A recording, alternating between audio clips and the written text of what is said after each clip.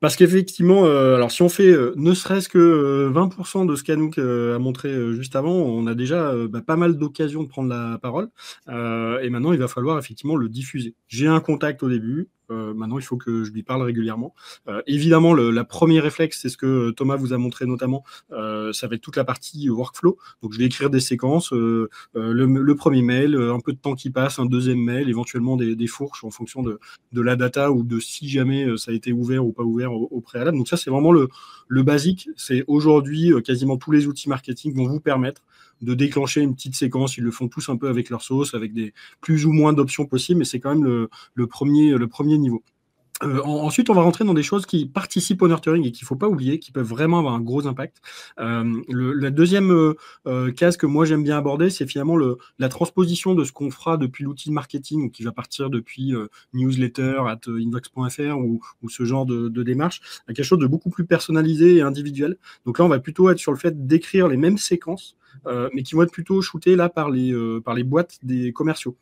Et donc là, on peut aussi automatiser. Ça, c'est finalement c'est là où on se déporte un petit peu sur du marketing automation vers le sales automation, de dire finalement, à partir du moment où un contact est rentré, plutôt que de lui parler au nom de l'entreprise, je vais lui mettre quelqu'un d'humain en face, et ça va partir de sa boîte, souvent sur des styles beaucoup plus conversationnels. Ça sera beaucoup plus friendly comme approche.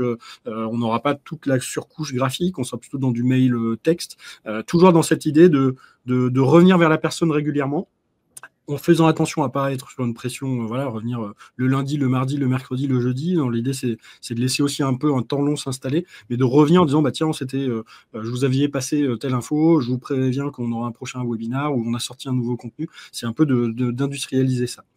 Ça peut aussi se faire, pas par le canal mail, mais on le fait de plus en plus sur le canal LinkedIn.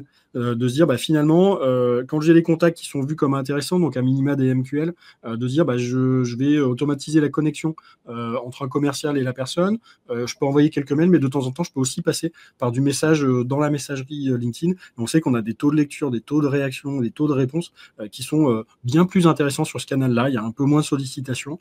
Et puis, quand c'est bien fait et qu'il y a un intérêt sur le fond de ce qu'on apporte, il n'y a pas de raison à ce que ça ne marche pas. Et puis, au-delà d'identifier aussi une entreprise, on commence à identifier un interlocuteur possible. Donc, des fois, dans le passage à l'acte, dans le côté « Ah bah oui, tiens, c'est un sujet qui nous intéresse en ce moment, on y réfléchit », c'est plus facile de répondre ça de manière un peu conversationnelle à quelqu'un que de se dire « Tiens, oui, c'est l'entreprise, je vais passer par le contact form sur le site ». La démarche est un petit peu plus simple sur LinkedIn. Typiquement, ça donne des choses comme ça. On va rédiger des petits mails. Vous voyez que tous les petits morceaux violets, ça va être des tokens de personnalisation, parce que j'ai ma base de données, comme Thomas l'a expliqué au début. J'ai ma base qui va me permettre d'injecter un petit peu de matière là-dessus pour personnaliser le message. L'idée, c'est pas d'en faire des caisses. L'idée, c'est pas de débarquer en disant j'ai besoin de 30 minutes de votre temps pour en parler mardi lors d'un rendez-vous commercial. C'est plutôt d'apporter de l'information. Donc là, on a quelques exemples où typiquement, celui-ci en haut à gauche, ça c'était un peu un long time no talk. Message qui partait de mon inbox à moi, où je revenais en disant tiens, il y a plein de sujets qu'on a sortis là sur les 6 derniers mois, on a créé plein de contenus, vous êtes sans doute passé à côté parce qu'il y a plein d'informations partout, voilà juste des choses que vous pouvez regarder. Évidemment, ça derrière, on va pouvoir voir si la personne a vu tel ou tel contenu, si ses centres d'intérêt se sont affirmés, s'ils ont changé, s'il a elle-même changé de job ou d'entreprise. Donc c'est le type de choses qu'on va pouvoir faire, toujours en gardant vraiment le soin de faire quelque chose de qualitatif, de pas de pression commerciale, de vraiment rester sur je donne de l'information, le jour où la personne est prête, elle va venir vers moi. Évidemment, de temps en temps, on va avoir tendance à monter un petit peu le curseur sur la conversion, mais c'est quelque chose qu'on va pouvoir faire. Il y a évidemment aussi tout ce qui est newsletter incarné. Donc là, on revient sur quelque chose qui est plutôt marketing, mais qui fait partie aussi du dispositif de format de contenu, de se dire, on a vu la newsletter Miro, je vous invite à aller la voir, elle est trouvable en ligne, vous n'êtes pas obligé de vous abonner, elle est trouvable quelque part sur leur site, sur les ressources, où il y a de l'info dedans. Là, l'idée, c'est de faire pareil, mais en incarnant, d'avoir un expert qui va prendre la parole et finalement, qui va partager de la veille. Et ça aussi, c'est quelque chose qui est régulier dans le fait de pouvoir nourrir la réflexion des personnes. C'est quelque chose qu'on peut structurer. Et puis, il y a des choses un peu plus mécaniques aussi, tout ce qui va être LinkedIn Ads notamment. Là, vous savez dans votre base de données qui sont les clients potentiellement, les prospects qui vous intéressent le plus. Vous pouvez utiliser cette donnée pour ne parler qu'à eux ou ne parler que à des gens qui ont les posts qui vous intéressent dans les boîtes dans lesquelles ils sont.